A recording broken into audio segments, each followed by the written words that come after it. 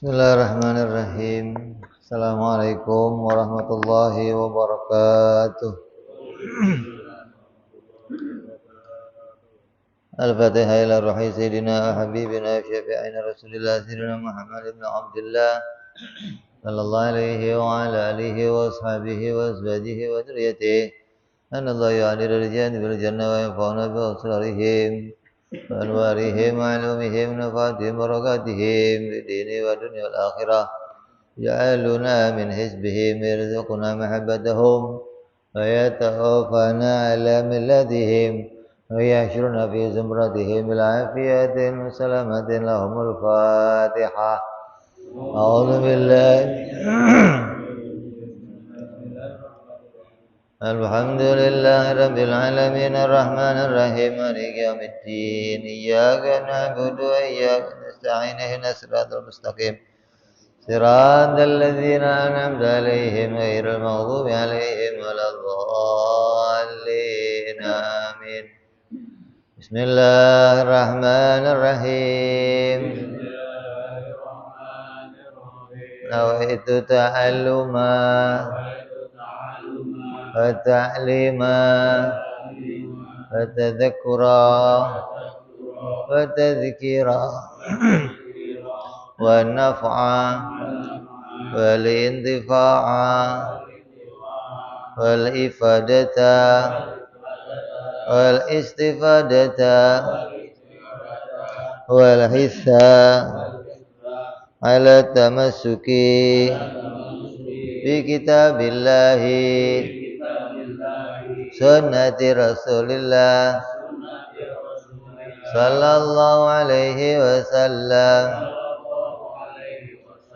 ودعاء إلى الهدى ودلالة على الخير ابتغاء مرضاته وقربه وثوابه وحسن الخاتمة مع اللطف والعافية وصلاح العاقبة.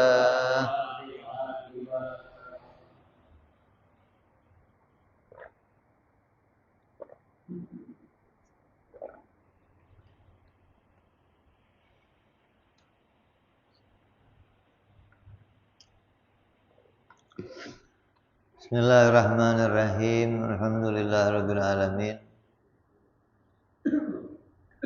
Salatu wassalamu ala asyrafil anbiya'i wal mursalin sayyidina habibina wa syafi'ina wa maulana Muhammadin wa ala alihi wa sahbihi ajma'in, amma ba'du.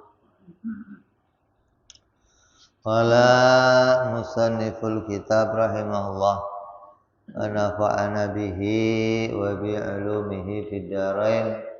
Allahumma iftah qulubana futuhal arifin wa bihikmatika wansur alaina birahmatika ya arhamar rahimin.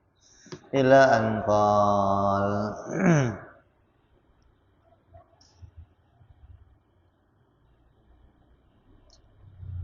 Kita masih membahas sifat-sifat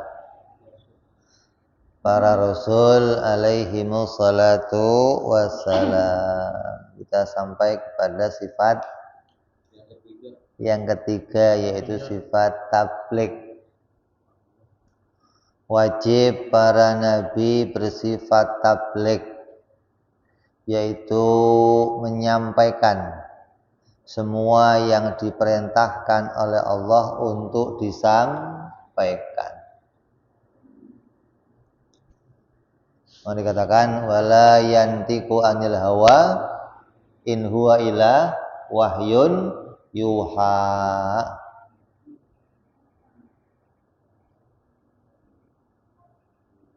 Maka Nabi itu tidak menyampaikan sesuatu kecuali itu wahyu dari Allah. Maknanya Nabi itu kalau menyampaikan sesuatu, kalau mengatakan ini dari Allah, ya berarti itu dari Allah.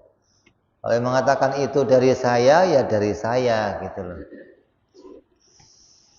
Jadi semua perkataan Nabi yang berkaitan dengan apa yang diperintahkan Allah untuk disampaikan, maka pasti Nabi menyampaikannya tanpa ada satupun perkara yang disembunyikan. Apa di antara yang disampaikan Nabi? Yang disampaikan Nabi berupa hukum, yaitu perkara perintah wajib, sunnah, haram, makruh, dan mubah. Maka itu hukum yang disampaikan oleh para rasul. Setiap rasul akan membawa hukum-hukum itu dari Allah. Jika dia menyampaikan sebuah perintah, maka akan ditanya, ini perintahnya apa nih? Wajib, apa sunnah? Dia mengatakan, oh ini dilarang, larangannya apa nih? Haram atau makruh. Kalau ada perkara yang Nabi nggak perintah dan nggak melarang, berarti itu mubah. Boleh dikerjakan, boleh tidak dikerjakan.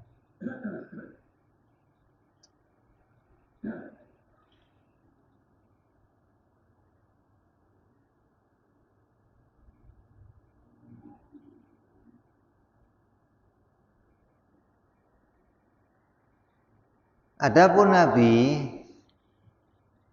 itu mereka juga menyampaikan, tapi yang disampaikan Nabi beda dengan yang disampaikan Rasul. Artinya begini, kalau Rasul itu mendapatkan wahyu langsung dari Allah, artinya melalui malaikat Jibril, dan wahyunya ini langsung berupa hukum-hukum, gitu loh, untuk menyampaikan sebuah hukum. Yang tadi wajib, sunnah, haram, makruh, mubah. Kalau Nabi itu tidak menerima wahyu berupa hukum-hukum ini, enggak. Sedangkan hukum-hukum yang disampaikan oleh para nabi itu adalah hukum yang diberlakukan pada seorang rasul. Jadi beberapa ulama mengatakan ada perbedaan antara nabi dan rasul. Kalau nabi belum tentu rasul. Kalau rasul pasti nabi, gitu loh. Jadi nabi itu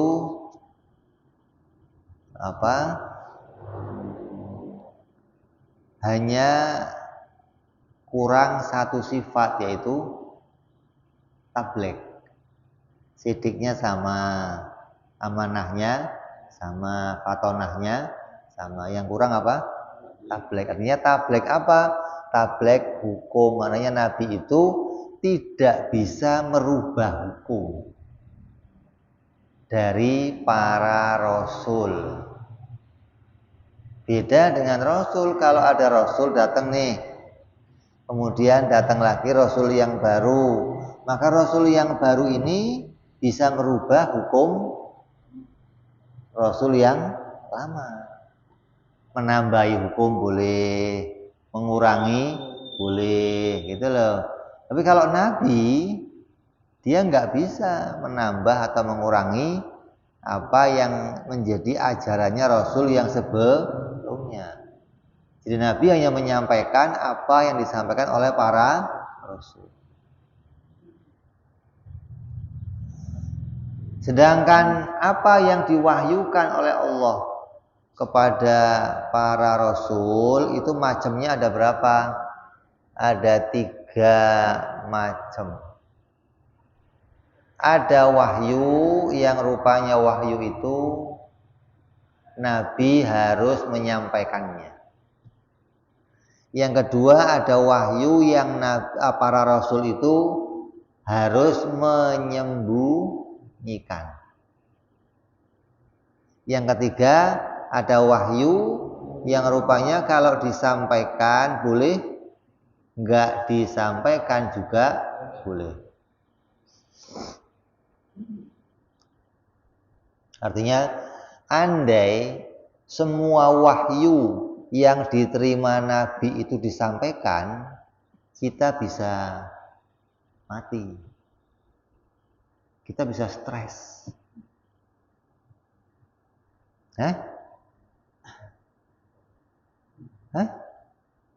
Kenapa? Karena luasnya informasi yang diterima Nabi dari Allah. Berkaitan dengan para malaikat, dengan jin-jin, dengan alam-alam yang gaib-gaib, dan itu semua Nabi nggak boleh menyampaikannya, gitu loh.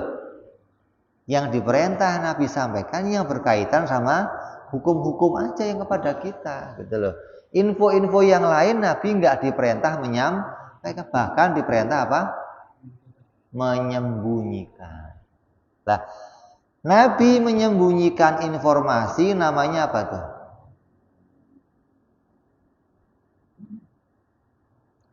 Allah kasih informasi. Terus Allah ngomong yang ini sampein, yang ini jangan sampein. Kalau Nabi tidak menyampaikan, namanya apa?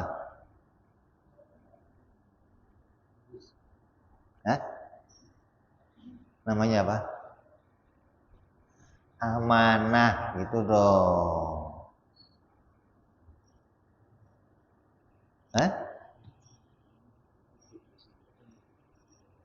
Kalau perintahnya harus disampaikan, maka Nabi pasti namanya apa? Tabligh. Kalau perintahnya disuruh disembunyikan, maka Nabi menyembunyikan, namanya amanah. Kayak gini loh, Pak Jo, ini tolong anterin surat kemana, Pak Lurah. Ini ada amplop 2, yang satu buat ente, yang satu buat Pak Lurah. Tapi yang buat ente jangan ngomong-ngomong, diem aja. Yang ini sampaikan ke Pak Lurah. Berangkat nih Pak Ejo nih ke Pak Lurah. Pak Lurah, ada titipan surat dari Habib. Nih, amplopnya buat Pak Lurah. Lah ente dapat nggak Jo? Saya mah dapat, tapi nggak boleh ngomong. Namanya apa itu? Nggak amanah. Gitu. Kalau nggak ngomong, amanah. Gitu loh. Jadi Nabi itu ketika tidak menyampaikan sesuatu yang memang Allah perintah untuk menyembunyikan, namanya amanah. Kalau Nabi perintahnya sampaikan, pasti namanya apa? Tabligh. Nah, ada lagi yang ketiga, apa? Yang Nabi boleh nyampein, boleh nggak nyampein. Namanya taghyir. Nabi boleh memilih, gitu loh. Jadi berarti kalau yang boleh memilih nggak berkaitan dengan pokok-pokok agama. Kalau itu berkaitan sama pokok-pokok agama pasti disampaikan. Karena nggak mungkin perkara yang berkaitan sama pokok-pokok agama tapi tidak disampaikan oleh Nabi, nggak mungkin. Apa diantaranya? Quran 30 juz. Tidak ada satupun yang dikurangi oleh Nabi, gitu loh. Lengkap. Semua disampaikan. Al-Fatihah berapa ayat? 7 ayat. Semua lengkap disampaikan Nabi. Nggak ada yang dikurangi walaupun 1 huruf. Banyak amat ayat. 1 huruf aja nggak dikurangin, gitu loh. Alhamdulillah, kok Nabi nyampeinnya alhamdulillah, nggak ada alnya. Waduh, bahaya nih. kurang al berarti gitu. Jadi tidak ada satupun yang disembunyikan Nabi ketika memang itu diperintahkan oleh Allah. Makanya kita ini wajib meyakini semua apa yang disampaikan oleh Nabi. Kenapa? Karena yang disampaikan Nabi, yang Nabi mengatakan ini dari Allah, maka pasti itu betul-betul dari Allah. Nah, bedanya apa antara Al-Quran dan hadis? Ada Al-Quran dan hadis. Quran kalamnya siapa? Hadis? Oh.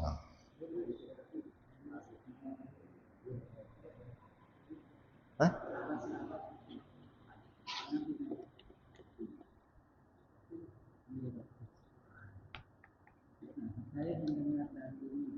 Itu riwayatnya. Itu perawinya, itu perawi hadis. Kalau hadisnya pasti dari Nabi. Kalau perawinya dari si Anu, dengar dari si Anu sampai ke Nabi. Nabi ngomong apa?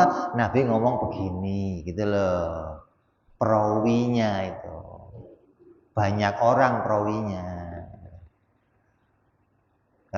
Kalau Quran bedanya dengan hadis apa? Kalau Quran itu wahyu, yang wahyu itu datang dari Allah. Apa yang datang dari Allah?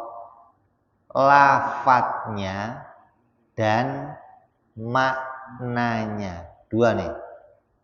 Apa? Lafadz dan makna. Datang malaikat Jibril membawakan huruf-hurufnya, lafadznya, dan maknanya. Hingga tidak ada seseorang pun yang bisa memalsukan Al-Quran. Kenapa? Karena huruf-hurufnya langsung datang dari Allah. Dan ketika itu turun, Nabi langsung memerintahkan sahabat untuk menulisnya. Gitu loh. Begitu Nabi dapat wahyu nih, langsung sahabat panggil tulis. Sahabat nulis tuh. Ada yang di kertas, ada yang di meja, ada yang di kulit, ada yang di daun, ada yang pokoknya langsung tertulis. Nah, kalau hadis dari siapa? Dari Allah. Tapi yang dari Allah maknanya saja, bukan lafadznya, gitu loh. Allah mendatangkan makna ke hati Nabi, kemudian Nabi membuat kata-katanya, gitu loh. Kata-katanya dibuat oleh Nabi, maka dikatakan hadis. Tapi maknanya tetap datang dari Allah. Dan Nabi. Maka Nabi dikatakan apa? Al-jawami'il kalim. Nabi itu kalau ngomong sedikit, tapi maknanya luas. Itu namanya kalam yang balik. Kalamnya orang-orang dewasa, kalamnya orang cerdas. Terus Nabi tidak memerintahkan sahabat untuk menulis hadis. Jangan ditulis, gitu loh. Al-Quran tulis. Untuk apa? Membedakan antara hadis dan Quran. Walaupun sahabat pada masa itu juga banyak yang nulis hadis. Bukan nggak ada, banyak. Tapi dia sudah bisa membedakan mana Quran, mana hadis. Gitu loh. Nah, hadis ditulis setelah beberapa generasi. Sahabat-sahabat selesai, tabi'in, barulah hadis ditulis, dibukukan, gitu maksudnya. Makanya karena sudah beberapa generasi, maka banyak perawi periwayatnya. Oh, saya mau menulis hadis. Kamu dapat dari siapa? Dari si Anu. Si Anu dari siapa? Dari si Anu. Dari siapa? Rasulullah. Gitu loh. Paling 3, 4. Kalau dari kita berapa? Oh ya bisa puluhan. Hah? Apa? Hadis. Loh, kamu kalau nerima satu hadis itu ada sanadnya. Saya nerima hadis ini dari guru saya. Guru saya dari gurunya, gitu loh. Gurunya dari gurunya. Berarti ini hadis ini bersambung, bukan oh saya dapat hadis ini dari buku, bukan. Gitu loh. Mereka para penghafal hadis, mereka enggak menghafal hadis dari buku, enggak. Tapi dari langsung gurunya mengucapkan, hafalkan. Hadisnya bunyinya begini, dihafalkan. Berarti dia mendapat hadis itu dari siapa? Gurunya. Guru dari siapa? Gurunya. Ini namanya an terus sampai ke sahabat, sampai kepada Imam Bukhari, Imam Muslim, Bukhari, sampai lagi ke tabi'in sampai ke Rasul. Gitu loh. Jadi jangan kalau kita mah sekarang bukan hadis lah, apa namanya? Kudus. Bukan hadis apa dong? Itu namanya hadis. Tapi kan kita ini seringkali memotong. Kenapa? Karena kita seringkali nggak punya guru. Jadi asal beli kitab, di kitab itu ada hadis Bukhari, Muslim, terus menyampaikan kata Imam Bukhari dalam hadisnya mengatakan begini, ini potong, namanya dipotong tuh. Berarti dari Imam Bukhari yang sampai ke kamu nggak riwayatkan. Kenapa? Karena emang kamunya nggak punya guru, gitu loh. Kalau kamunya punya guru, akan disampaikan, oh saya dapat hadis ini dari si fulan, bukan dari si fulan. Beda tuh sama Quran. Kalau Quran nggak butuh riwayat, karena Quran langsung dari Allah, malaikat Jibril langsung ke Nabi langsung perintah apa? Tulis. Kalau ditulis langsung dibuat buku. Itu loh bedanya Quran dan hadis. Jadi dua-duanya dari siapa? Dari Allah. Hanya kalau Quran itu lafaz dan maknanya, kalau hadis maknanya dari Allah, lafaznya dari Nabi. Makanya hadis seringkali ada yang memalsukan. Kenapa? Karena kata-katanya dibuat oleh manusia. Maka seringkali ada yang memalsukan hadis. Tapi kalau Quran tidak bisa. Karena lafadznya, huruf-hurufnya langsung diciptakan oleh Allah. Sehingga tidak ada orang yang bisa merekayasa Al-Quran. Katakan apa? Inna nahnu nazzalna dzikra wa inna lahu lahafizun. Kami yang menurunkan Al-Quran dan kami pula yang akan menjaganya. Ya, itulah maknanya wajibnya para nabi itu apa? Tabligh, yaitu menyampaikan semua yang diperintahkan oleh Allah. Mustahil para nabi apa? Menyembunyikan berita dari Allah, yang berita itu berita yang harus disampaikan, gitu loh. Kalau beritanya harus disampaikan, nggak mungkin tuh disembunyikan, nggak mungkin, mesti disampaikan. Apa sih yang berkaitan dengan apa? Hukum. Mana wajib, mana sunnah, mana haram, mana makruh, mana mubah, mana urusan keimanan, keyakinan, urusan akidah, pasti tuh nggak akan mungkin itu semua disembunyikan. Jadi sampai dikatakan apa? Ketika ayat yang terakhir, al-yauma akmaltu lakum dinakum wa raditu lakumul islama dina. Al-yauma hari ini telah kusempurnakan agama untuk kalian. Ketika ayat ini turun tandanya sempurna. Maknanya apa? Nabi telah menyampaikan hukum-hukum dari Allah. Jadi yang perlu disampaikan Nabi telah disampaikan. Yaitu berupa apa? Mana yang wajib, mana yang sunnah, mana yang haram, makruh, semua sudah disampaikan. Makanya muncullah sekarang ini paham-paham orang-orang Wahabi yang mengatakan nggak boleh menambah-nambahkan hukum-hukum lagi, nggak boleh. Karena hukum itu sudah lengkap dari zaman Nabi. Kita nggak boleh nambahin lagi. Kalau nambahin hukum namanya apa? Bid'ah. Kalau bid'ah masuk neraka. Kalau neraka berarti kafir gitu. Lah, kalau hukumnya itu belum pernah disampaikan Nabi gimana?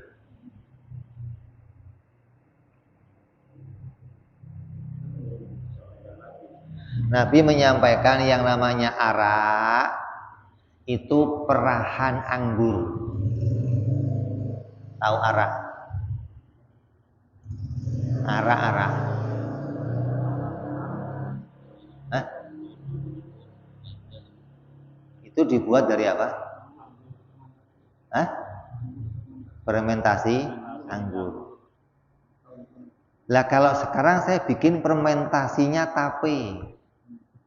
Fermentasinya beras. Haram enggak? Haram enggak? Mana hadisnya? Mana ayatnya?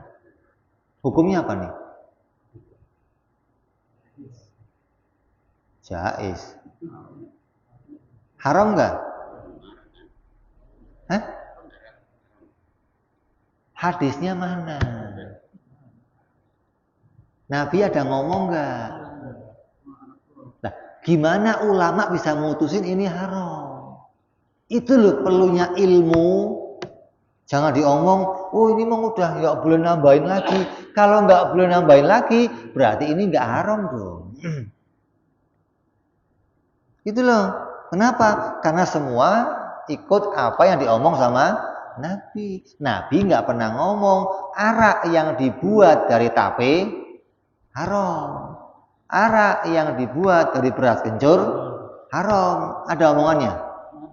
Nah, jadi gimana? Kok bisa haram?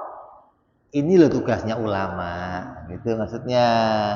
Jadi Nabi itu menyampaikan kerangkanya, kerangka hukum namanya. Kemudian ulama-ulama yang cerdas mengambil hukum dari situ, gitu loh. Oh, ini kerangkanya ini. Ini disesuaikan dengan ayat yang ini nih. Tapi mereka punya dalil yang kuat untuk mengantarkan itu semua.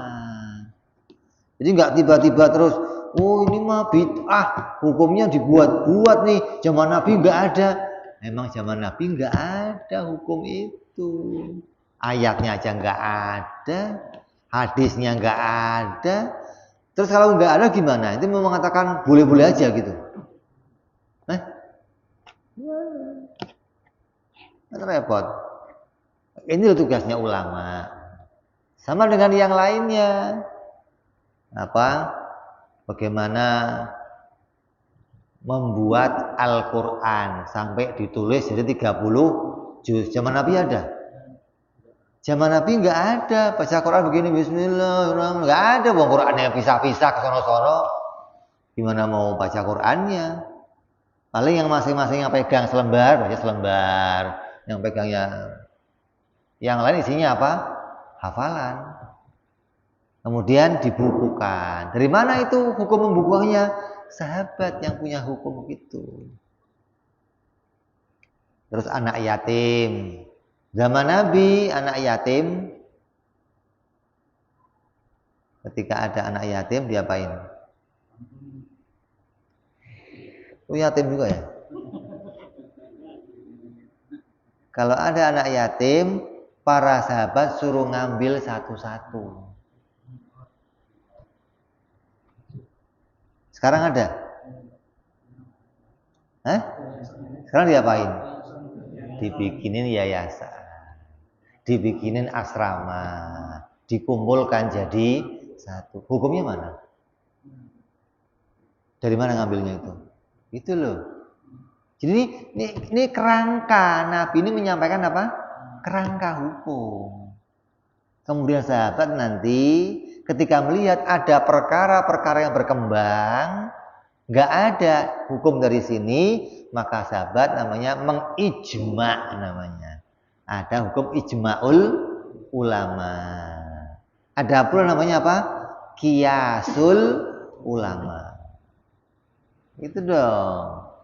Jadi ada hukum yang diambil dari Quran, ada dari hadis, ada dari ijma', ada dari qiyas. Makanya hukum untuk menetapkan agama itu isinya 4. Jadi ya nggak boleh kamu nanya begini, kamu kok ngamalin ini, dalilnya mana? Nanya nih orang nih, tanya, dalil apa yang kamu minta? Quran. Itu salah nanya dia. Dalil itu nggak hanya Quran.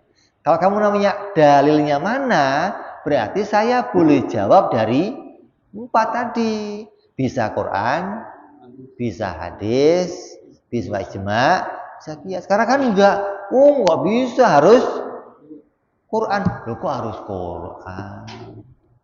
Justru Quran itu kerangka. Kalau Quran membahas semua detail-detail hukum, ulama nggak ada gunanya lagi.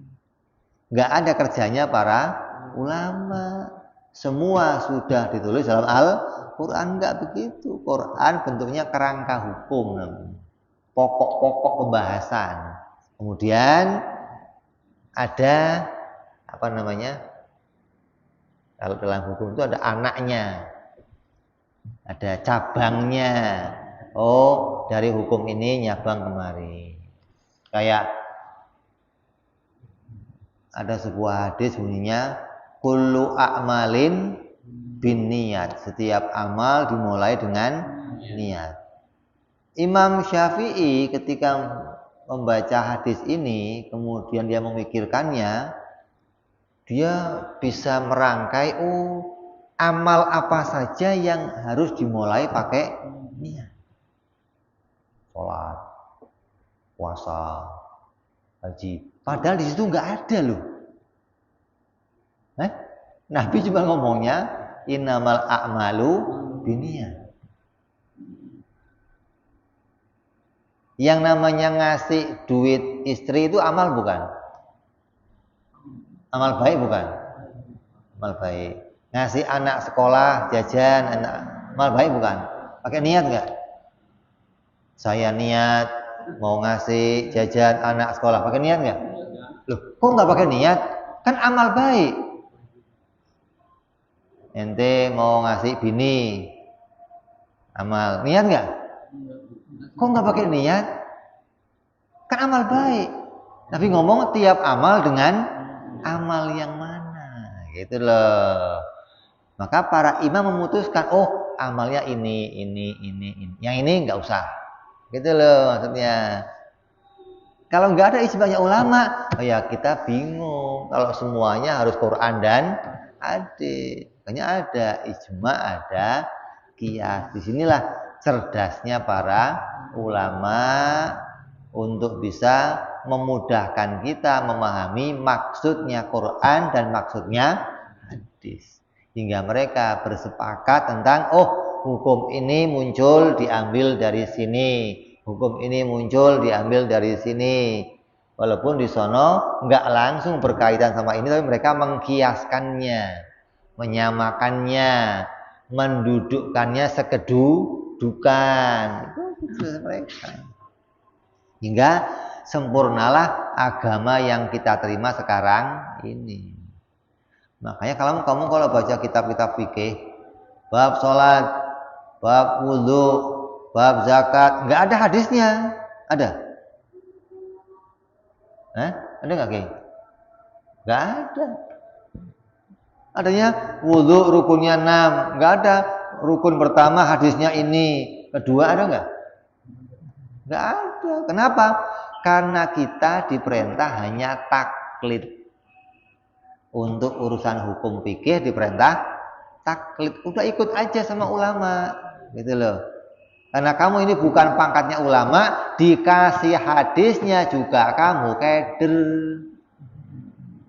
Kecuali kamu mau meningkat jadi ulama, berarti akan baca kitab yang lebih tinggi lagi levelnya. Nanti di level kitab yang lebih tinggi ada tuh, ini levelnya kitab untuk para ulama, gitu maksudnya. Kalau kitabnya level kita, nggak perlu hadis, nggak perlu ayat Quran, cukup hukumnya wudhu begini, rukunnya sholat begini, rukunnya puasa begini, rukunnya zakat begini, caranya sujud, caranya, nggak perlu hadis. Kenapa? Dikasih hadis kamu tambah puyeng, bukan bagiannya. Nyambung ya. Jadi ini ketika kita menambahkan sesuatu bukan berarti kita menambahkan perkara yang belum sempurna, enggak. Artinya Quran sempurna, tapi ketika ada perkara-perkara baru, maka ulama menambahkan sesuatu agar jadi penjelasan hukum pada zaman yang sekarang. Bagaimana hukum-hukum itu bisa berlaku untuk kita. Jangan sampai nanti hukum itu kita nggak bisa mempraktekannya. Ada hal-hal baru kan banyak sekarang. KB baru nggak? Dulu ada nggak? Dulu ada KB? Ada? Mana ada KB? Kondom dulu ada kondom? Hukumnya apa? BPJS dulu ada nggak BPJS? Hukumnya apa? Maka yang baru-baru itulah kemudian ulama membuat hukum, mengijma, itu diambil Quran dan hadis. Ya, inilah yang wajib kita pahami dari sifat yang ketiga, yaitu wajib Nabi tabligh, mustahil Nabi menyembunyikan hukum. Wajib, sunnah, haram, makruh, mubah, kalau itu berkaitan sama pokok-pokok agama pasti disampaikan oleh Nabi Shallallahu Alaihi Wasallam. Yang terakhir kita akan bahas insyaallah nanti sifat fatonah, wallahu a'lam. Bila hadratin Nabi, al-Fatihah. A'udzu billahi minasyaitonir rajim. Bismillahirrahmanirrahim. Alhamdulillahirabbil alamin arrahmanir rahim maliki yaumiddin. Iyyaka na'budu wa iyyaka nasta'in. Ihdinas siratal mustaqim. Siratal ladzina an'amta 'alaihim ghairil maghdubi 'alaihim waladdallin. Amin. Ya Rabbana i'tarafna bi annana iqtarafna وأننا أسرافنا للظى أشرافنا فتب علينا توبة تغسل كل حوبة واستر لنا عوراتي وأمن رأتي واغفر لنا ربي ومولودنا والآل والإخوان سائر الهلان وكل ذي محبة أو جيرة أو صحبة والمسلمين أجمع أمين ربي اسمع فضلا وجودا منا لا باكتساب منا بالمصطفى رسولي نهضى بكل سولي صلى سلام ربي عليه عند الحب وآله وصحبه عدد طاس صحبي والحمد لله بالبدء والتناهي سبحان ربك رب العزة عما يصفون سلام على المرسلين والحمد لله رب العالمين. Assalamualaikum warahmatullahi wabarakatuh.